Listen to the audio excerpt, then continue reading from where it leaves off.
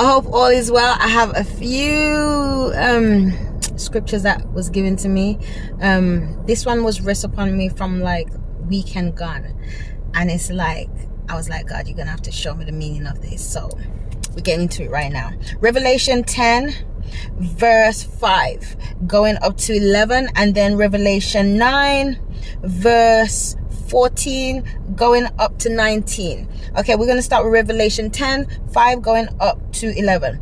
And the angel which I saw stand upon the sea and upon the earth lifted up his hands to the heavens and swore by him that liveth forever and ever, who created heaven and all and the things that therein are, and the earth and the things that are therein are, and the sea and the things which are therein, that there should be time no longer. So what this verse is saying here is that time is running short right now. And it's like God has sent out his angel to shorten time even more than what time has already been shortened. So things are going to go a lot more faster, a lot more quicker right now. But in the days of the voice of the seventh angel, when he shall begin to sound the mystery, and then it says the mystery of God should be finished. So that means the mystery, the things that people do not know about God, everyone should know about it right now. That's what God is saying, because his word has already spread out. So everyone should know right now, because whatever you do, you're going to be hearing the word. You turn on the phone, you turn on the radio, turn on your TV, you turn on your phone, you go on social media, you're going to be hearing the word. So he said everyone should know or hear what they need to hear right now. That's what he's saying. And then he says here, but in the days of the voice of the seventh angel, when he shall begin to sound the mystery of God should be finished, as he has declared to his servant the prophet. That means God has informed all of his prophets, all of his spokesmen, those that are the trumpet, that are sounding the alarm. He has informed every single one of them of what is going on and what is to come.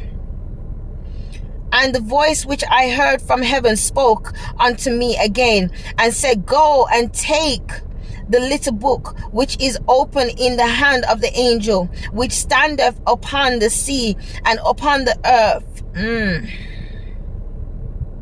And I went unto the angel and said unto him, Give me the little book. And he said unto me, Take it and eat it up, and it shall make thy belly bitter, but it shall be in thy mouth sweet as honey. And I took the little book out of the angel's hand and ate it up, and it was in my mouth sweet as honey. And as soon as I had eaten it, my belly was bitter. This is like the same thing that was said in Ezekiel. And he said unto me, Thou must prophesy again before many people and nations and tongues and kings. So God's going to have his people prophesying amongst a lot of large crowds of people, telling out his words, finalizing what he has already said that is to come, because he wants that there is no excuse.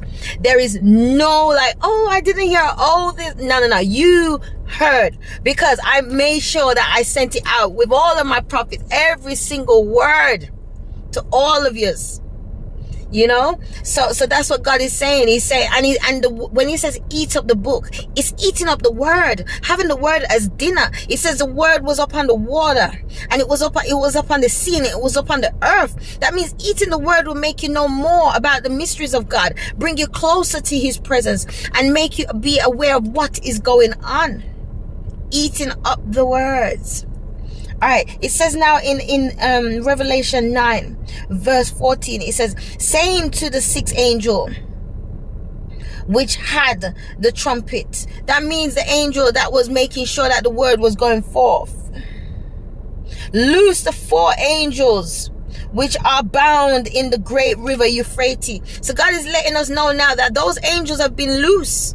And I don't know if anybody know, but Euphrates River right now is dried up, and they have securities that are at certain entrance of the cave.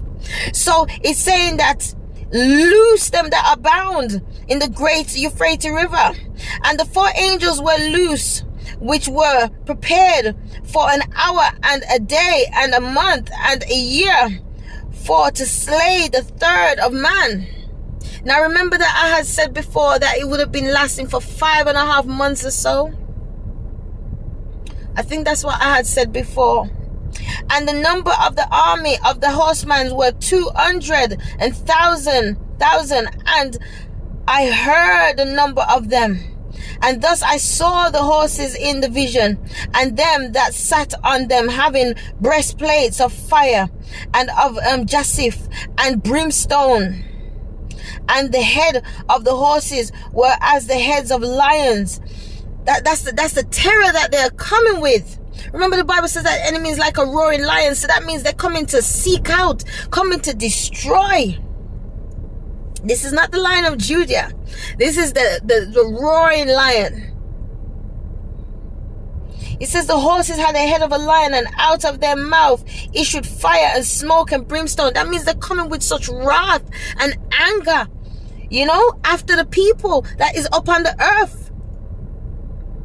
By these 3 was the third part of man killed, by the fire and by the smoke and by the brimstone which issued out of their mouth. That means only by the mouth is issued. So these spirits or these angels that were bound, that was released, they're going to be coming and they're going to be attacking people by using other people that is not in the alignment of God with their mouth, and it's their mouth alone is going to be destroying. That will come like some false prophets or some false teachers or some people that are not walking in the pathway of God.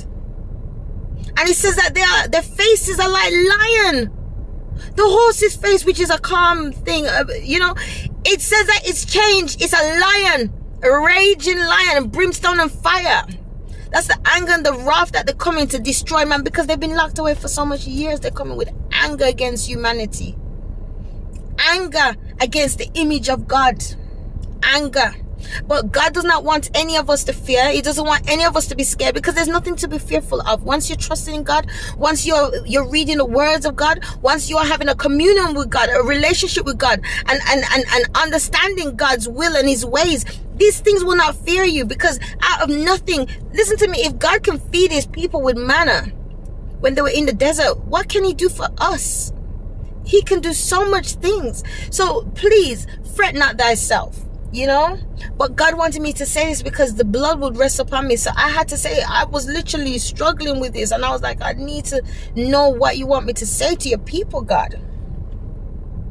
For their power is in their mouth and in their tail. Their tail. Isn't a tail something that an animal used to balance them and to strike after something? So they're going to be coming with weapons, spiritual weapons as well, physical weapons. But it's going to be weapons. It's going to be a lot more probably violence upon the earth, a lot more crazy, dangerous things that's going to be happening. For their tails were like unto serpents, and had heads, and with them they do hurt.